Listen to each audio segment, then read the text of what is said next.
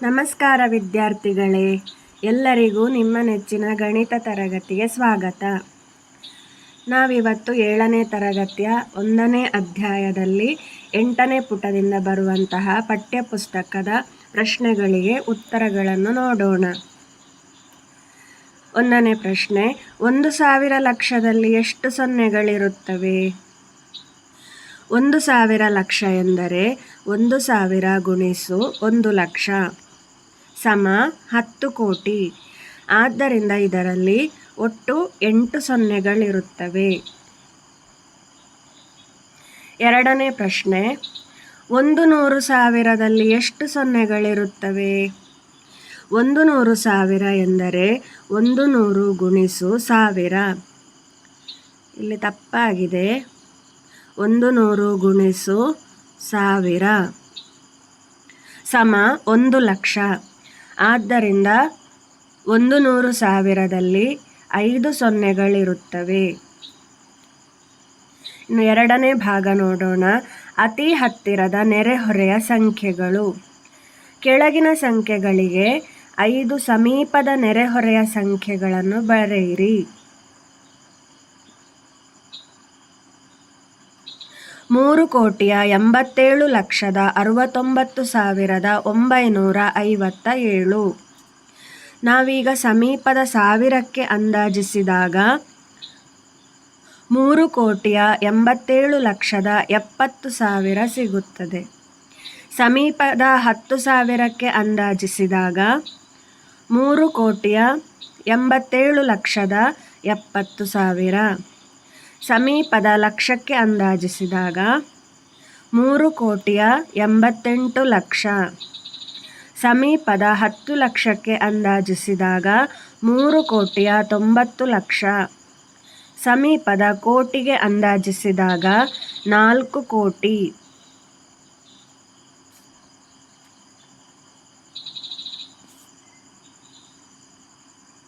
ಇನ್ನು ಬಿ ಲೆಕ್ಕ ನೋಡೋಣ. 29,05,32,481. ಸಮೀಪದ ಸಾವಿರಕ್ಕೆ ಅಂದಾಜಿಸಿದಾಗ 29,05,32,000.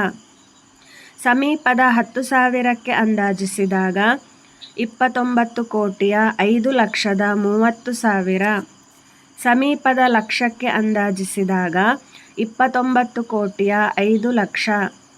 ಸಮೀಪದ 10 ಲಕ್ಷಕ್ಕೆ ಅಂದಾಜಿಸಿದಾಗ 29,10,00,000. ಸಮೀಪದ ಕೋಟಿಗೆ ಅಂದಾಜಿಸಿದಾಗ 29 ಕೋಟಿ. ಈಗ ಮುಂದಿನ ಪ್ರಶ್ನೆ ನೋಡೋಣ.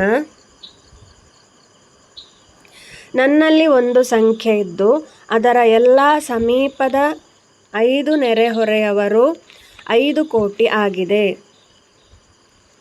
ಆ ಸಂಖ್ಯೆ ಯಾವುದಾಗಿರಬಹುದು? ಅಂತಹ ಎಷ್ಟು ಸಂಖ್ಯೆಗಳಿವೆ? ಯಾವ ಸಂಖ್ಯೆಯನ್ನು ಅದರ ಸಮೀಪದ 1000, 10,000, ಲಕ್ಷ ಮತ್ತು 10 ಲಕ್ಷ ಮತ್ತು ಕೋಟಿ ಸ್ಥಾನಗಳಿಗೂ ಅಂದಾಜಿಸಿದಾಗಲೂ 5 ಕೋಟಿ ಬರುತ್ತದೆ ಎಂದರೆ ಆ ಸಂಖ್ಯೆಯು ಅತ್ಯಂತ ಕನಿಷ್ಠ ಮತ್ತು ಗರಿಷ್ಠ ಮಿತಿಯ ನಡುವೆ ಇರಬೇಕು. ಸಂಖ್ಯೆಯ ವ್ಯಾಪ್ತಿ 4,99,99,500ರಿಂದ 5,499,000 ಯಾವುದೇ ಸಂಖ್ಯೆಯಾಗಬಹುದು. ಅಂತಹ ಒಟ್ಟು ಸಂಖ್ಯೆಗಳು ಒಟ್ಟು 1000 ಸಂಖ್ಯೆಗಳು, ಏಕೆಂದರೆ ಸಮೀಪದ 1000ದ ಸ್ಥಾನದ ಅಂದಾಜು 5 ಕೋಟಿ ಆಗಲು ಈ ವ್ಯಾಪ್ತಿ ಅಗತ್ಯವಿದೆ.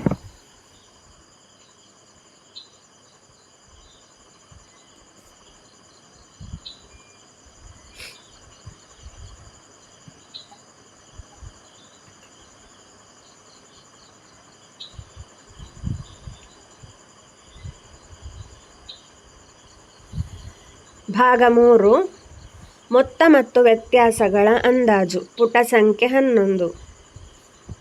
1ನೇ ಲೆಕ್ಕ ನೋಡಿ. 4,63,128 ಕೂಡಿಸು 4,19,682. ರೋಶಿನಿ ಅಂದಾಜು ಮೊತ್ತವು 8 ಲಕ್ಷಕ್ಕೆ ಸಮೀಪದಲ್ಲಿದೆ ಮತ್ತು ಅದು 8 ಲಕ್ಷಕ್ಕಿಂತ ಹೆಚ್ಚಾಗಿದೆ ಎಂದು ಹೇಳುತ್ತಾಳೆ. ಇಫ್ತು ಅಂದಾಜು ಮೊತ್ತವು 9 ಲಕ್ಷಕ್ಕೆ ಸಮೀಪದಲ್ಲಿದೆ ಮತ್ತು ಅದು 9 ಲಕ್ಷಕ್ಕಿಂತ ಕಡಿಮೆ ಇದೆ ಎಂದು ಹೇಳುತ್ತಾನೆ. ಈ ಅಂದಾಜುಗಳು ಸರಿ ಇವೆಯೇ?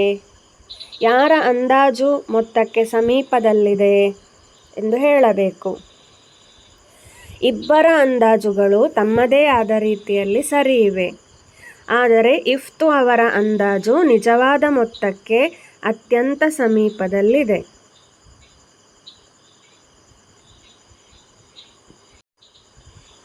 ಬಿ ಲೆಕ್ಕ ನೋಡೋಣ. ಮೊತ್ತವು 8,50,000ಕ್ಕಿಂತ ಹೆಚ್ಚು ಅಥವಾ 8,50,000ಕ್ಕಿಂತ ಕಡಿಮೆ ಇದೆಯೇ? ನೀವು ಏಕೆ ಹಾಗೆ ಯೋಚಿಸುವಿರಿ?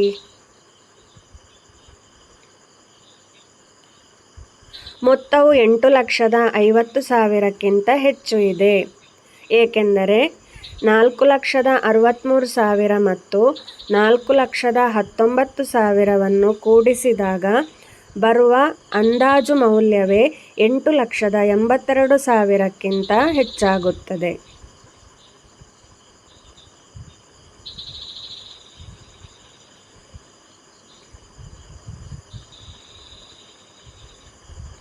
ಸಿ ಪ್ರಶ್ನೆ ನೋಡಿ. ಮೊತ್ತವು 8,83,128ಕ್ಕಿಂತ ಹೆಚ್ಚು ಅಥವಾ 8,83,128ಕ್ಕಿಂತ ಕಡಿಮೆ ಇದೆಯೇ? ನೀವು ಏಕೆ ಹಾಗೆ ಯೋಚಿಸುವಿರಿ?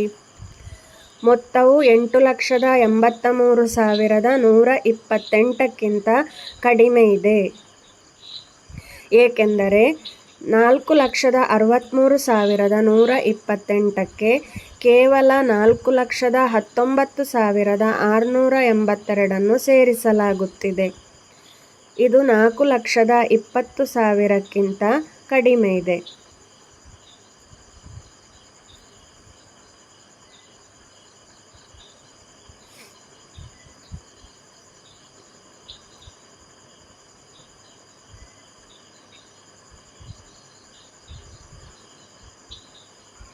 ಸಿ ಲೆಕ್ಕ ನೋಡೋಣ.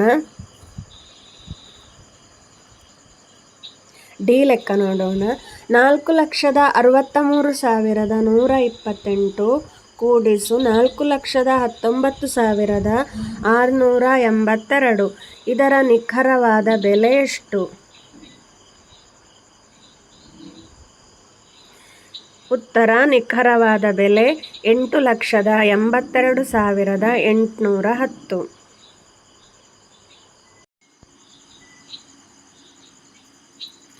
ನಿಖರವಾದ ಬೆಲೆಯನ್ನು ಕಂಡುಹಿಡಿಯಲು ನಾವು ಅಂದಾಜಿಸದೆ ನೇರವಾಗಿ ಕೂಡಿಸಬೇಕು. ಎರಡನೇ ಲೆಕ್ಕ ನೋಡೋಣ. 14,63,128 ಕಳೆ 4,90,000. ಇಲ್ಲಿ ರೋಶಿನಿ ಹೇಳುತ್ತಾಳೆ ಅಂದಾಜು ವ್ಯತ್ಯಾಸವು 10 ಲಕ್ಷಕ್ಕೆ ಸಮೀಪದಲ್ಲಿದೆ ಮತ್ತು 10 ಲಕ್ಷಕ್ಕಿಂತ ಕಡಿಮೆ ಇದೆ. ಇಫ್ತುವಿನ ಅಂದಾಜು ವ್ಯತ್ಯಾಸವು 9 ಲಕ್ಷಕ್ಕೆ ಸಮೀಪದಲ್ಲಿದೆ ಮತ್ತು 9 ಲಕ್ಷಕ್ಕಿಂತ ಹೆಚ್ಚಿದೆ. ಈ ಅಂದಾಜುಗಳು ಸರಿ ಇವೆಯೇ? ಯಾರ ಅಂದಾಜು ವ್ಯತ್ಯಾಸಕ್ಕೆ ಸಮೀಪದಲ್ಲಿದೆ ಎಂದು ಹೇಳಬೇಕು. ಇಲ್ಲಿ ಇಬ್ಬರ ಅಂದಾಜುಗಳು ಸರಿ ಇವೆ, ಆದರೆ ರೋಶಿನಿ ಅವರ ಅಂದಾಜು ನಿಜವಾದ ವ್ಯತ್ಯಾಸಕ್ಕೆ ಅತ್ಯಂತ ಸಮೀಪದಲ್ಲಿದೆ, ಏಕೆಂದರೆ ವ್ಯತ್ಯಾಸವು 9,73,128 ಬರುತ್ತದೆ. ಇದು 10 ಲಕ್ಷಕ್ಕೆ ಹತ್ತಿರದಲ್ಲಿದೆ.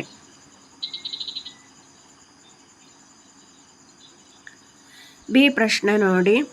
ವ್ಯತ್ಯಾಸವು 9,50,000ಕ್ಕಿಂತ ಹೆಚ್ಚು ಅಥವಾ 9,50,000ಕ್ಕಿಂತ ಕಡಿಮೆ ಇದೆಯೇ?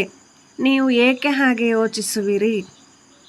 ವ್ಯತ್ಯಾಸವು 9,50,000ಕ್ಕಿಂತ ಹೆಚ್ಚು ಇದೆ, ಏಕೆಂದರೆ 14,63,000ದಿಂದ ಸುಮಾರು 5 ಲಕ್ಷ ಕಳೆದರೂ 9,63,000 ಉಳಿಯುತ್ತದೆ.